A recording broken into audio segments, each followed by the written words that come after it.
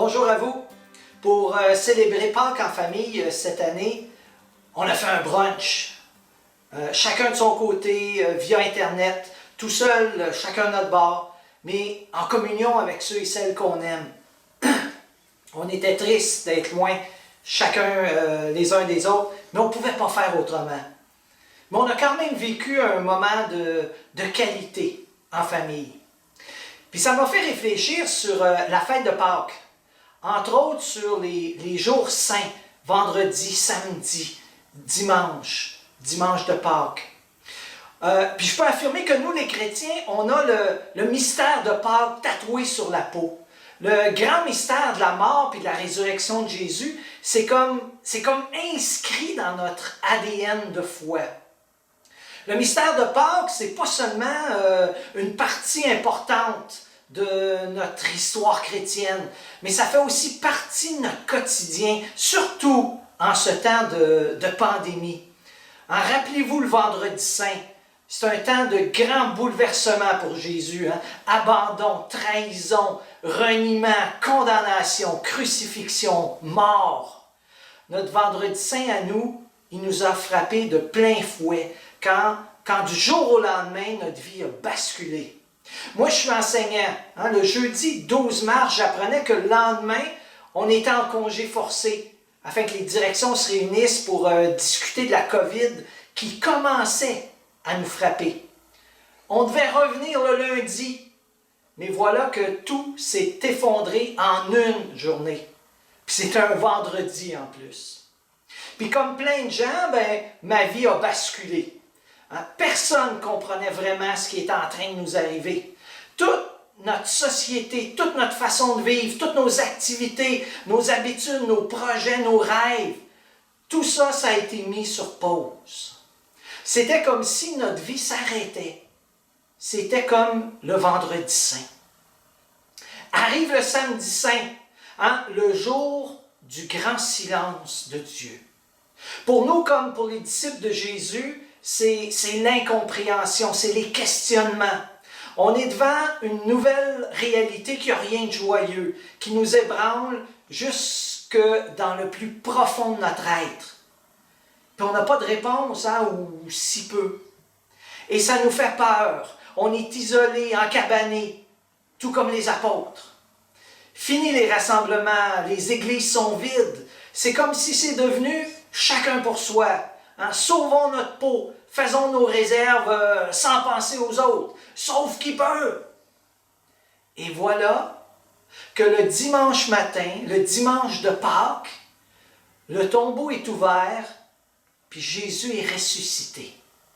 L'espoir est en train de renaître.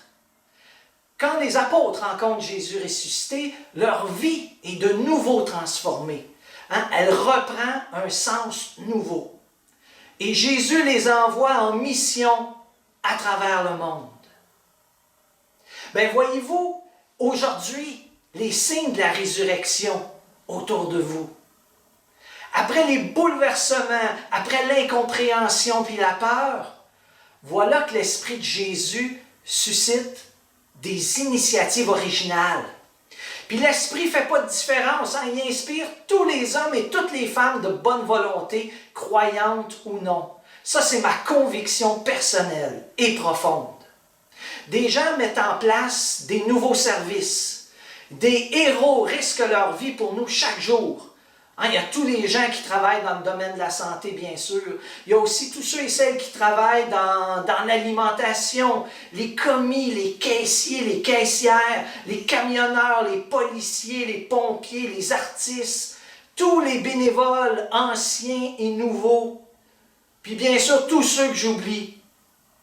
Puis il y a aussi toutes les initiatives plus personnelles. Il n'y a rien qu'à fouiner sur Internet, puis on fait des découvertes magnifiques. Je pense aussi aux différentes télés religieuses sur Internet qui sont mises en branle. Entre autres, Zéphyr.tv, la télé du diocèse de Saint-Hyacinthe, qui est soutenue à bout de bras par mon confrère et ami Laurent et toute son équipe. Regardez autour de vous. Regardez avec les yeux de la résurrection. Puis voyez combien l'Esprit de Jésus ressuscité s'est répandu en abondance en ce temps de pandémie. On n'a pas encore de vaccin contre la COVID, mais on en a un contre la peur, contre le doute, contre le désespoir, contre l'angoisse. Puis le vaccin porte le nom de Jésus. Ah, c'est pas un vaccin magique qui guérit tout dans le temps de le dire. Hein? Mais quand on l'injecte en plein cœur, ben, tranquillement, au fil du temps, notre vie change. Notre façon de percevoir la vie se transforme. Les événements de la vie se transforment. Puis l'espérance, la foi et la charité prennent la meilleure place dans notre vie. À bord du grand bateau de la foi, Dieu, il ne nous a jamais promis une traversée facile, mais il nous promet une arrivée à bon port. Gardons courage, ça va bien aller. Que le Seigneur ressuscité vous bénisse, qu'il vous comble de son amour, puis que l'Esprit Saint vous inspire des façons originales d'être des témoins de sa résurrection. Joyeuse Pâques!